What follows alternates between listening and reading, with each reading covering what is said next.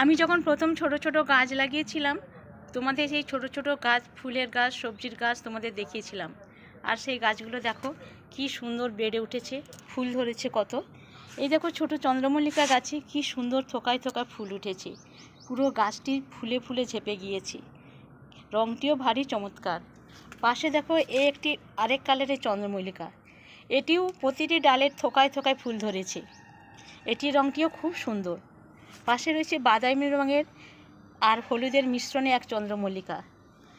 এই দেখো হালকা গোলাপি রঙের আরেকটি চন্দ্রমল্লিকা। আর এই যে ডালিয়া, ডালিয়া ফুলের রঙটি খুব সুন্দর এবং খুব সুন্দরভাবে আস্তে আস্তে করে দেখো বন্ধুরা বেড়ে উঠছে। আর এই দেখো সাদা হলুদের কম্বিনেশানে আরেক ধরনের চন্দ্রমল্লিকা, এটিও থোকায় থোকায় ফুটেছে। এই চন্দ্রমল্লিকাগুলোর সাইজ খুব একটা বড় নয়, কিন্তু যেহেতু একটি গাছে অনেক ফুল, তাই গাছটি দেখতে কিন্তু খুব ভালো লাগছে। এটি লাল হলুদের কম্বিনেশানে আরেক ধরনের চন্দ্রমল্লিকা, এগুলি থোকায় থোকায় ফুটেছে। আর এই দেখো বন্ধু একটি ডালিয়া, এই ডালিয়া রঙটি ভারী চমৎকার। কী রঙ সঠিকভাবে কিছু বলা যাবে না, তবে দুই রঙের মিশ্রণ এটুকু বোঝা যাচ্ছে। ভেতরে দেখো কত কত অসংখ্য পাপড়ি এখনও রয়েছে, ফুলটি আরও অনেক বড় হবে। গাছটি কিন্তু দেখো খুব ছোট, খুব একটা বড় নয়, তবে ফুলের বাঁধুনি দেখে বোঝার উপায় নেই যে গাছে ফুটে রয়েছে। মনে হবে যেন কোনো কাগজের তৈরি ফুল গাছের সাথে গেঁথে দেওয়া হয়েছে। ফুলটি কিন্তু দেখতে খুব সুন্দর। এই দেখো হলুদ কালারের চন্দ্রমল্লিকা, এটিও থোকায় থোকায় ফুটেছে। আর ওই যে দেখা যাচ্ছে দূরে হলুদ কালারের গোলাপ, এই যে গাঁদা ফুল, এটিও থোকায় থোকায় ফুটেছে। দেখো বন্ধুরা পুরো বাগানটি ফুলে ফুলে ভর্তি হয়ে গিয়েছে। একটি ছোট গাছে কত গাঁদা ফুল ফুটেছে দেখো, পুরো গাছটি ঝেপে রয়েছে, এর পাতা দেখা যাচ্ছে না। এর সঙ্গে রয়েছে লাল গাঁদা। এই দেখো বন্ধুরা ফুলের সাইজ কত বড়।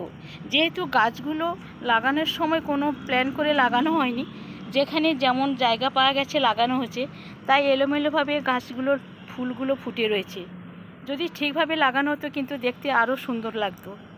দেখো বন্ধুরা সবজি ছাদের বাগান করার সময় আমি তোমাদের ছোট ছোট গাছ দেখিয়েছিলাম। এই দেখো বন্ধু কত বড় হলুদ গাঁদা ফুটেছে।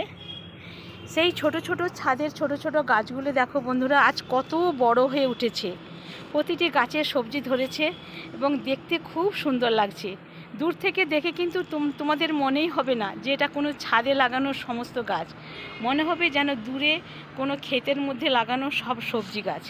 দেখো বন্ধুরা কফি গাছে আমার কি সুন্দর ফুলকপি ধরেছে। হয়তো বাজারের ফুলকপি থেকে সাইজে হয়তো অনেক ছোট, কিন্তু তাহলেও ছাদের এইটুকু মাটিতে যে এইটাই এত বড় ফুলকপি হচ্ছে এটাই অনেক। দেখো বন্ধুরা সেই সাথে হয়েছে ব্রোকলিও। ব্রোকলি টমেটো গাছের ভারে চেপে গিয়েছে, ভালো করে বেড়ে ওঠারও জায়গা পায়নি। তাও দেখো বন্ধু এইটুকু গাছেও কিন্তু ব্রোকলি ধরেছে। আর টমেটো গাছ তো পুরো ফুলে ফুলে পুরো ভর্তি হয়ে গেছে বন্ধুরা, নিশ্চয়ই দেখতে পাচ্ছ পুরো বাগানটার জুড়ে টমেটো গাছে ফুলে ভর্তি। আর ধরেছে থোকায় থোকায় এই ধরনের অসংখ্য টমেটো, ভেতরে রয়েছে অসংখ্য টমেটো।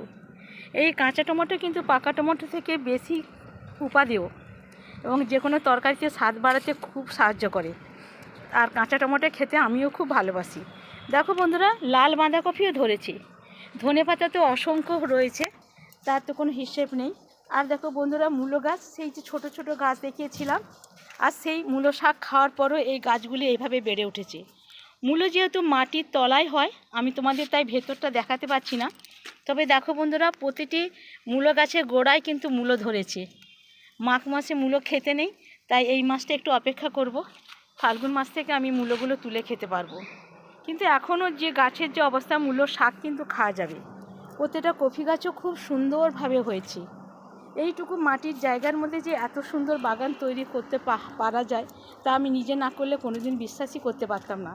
দূর থেকে বন্ধুরা দেখতে পাচ্ছ ছাদের জায়গা বলে মনেই হবে না, মনে হবে সত্যি কোনো ক্ষেতের মধ্যে লাগানো সবজির মাঠ। আর দেখো বন্ধুরা তোমাদের এই পুদিনা পাতার গাছ দেখতে পাচ্ছ বন্ধুরা, টবের মধ্যে পুদিনা পাতার গাছ, এর গন্ধটা সত্যি আলাদা। তবে তোমাদের দেখাচ্ছে এই কারণে, এই পুদিনা পাতার চারা তৈরি করা কিন্তু খুব সহজ। যেমন ধনে পাতা আঁটি সমেত বাজারে বিক্রি হয়, পুদিনা পাতার আঁটিও বাজারে পাওয়া যায়। সেই আঁটি থেকে একটা ডাল এনে আমি টবের মধ্যে পুঁতে দিয়েছিলাম। আজ দেখো পুরো টবটা পুদিনা পাতায় ভরে উঠেছে। গ্রীষ্মকালে পুদিনা পাতার চাটনি, পুদিনা পাতার শরবত খেতে আমাদের সকলেরই ভালো লাগে। অতএব তোমরা চাইলেও বাজার থেকে পুদিনা পাতার আঁটি কিনে সেই গাছ লাগিয়ে পুদিনা পাতার চারা তৈরি করতে পারো। সবাই ভালো থেকো, আজ রাখলাম।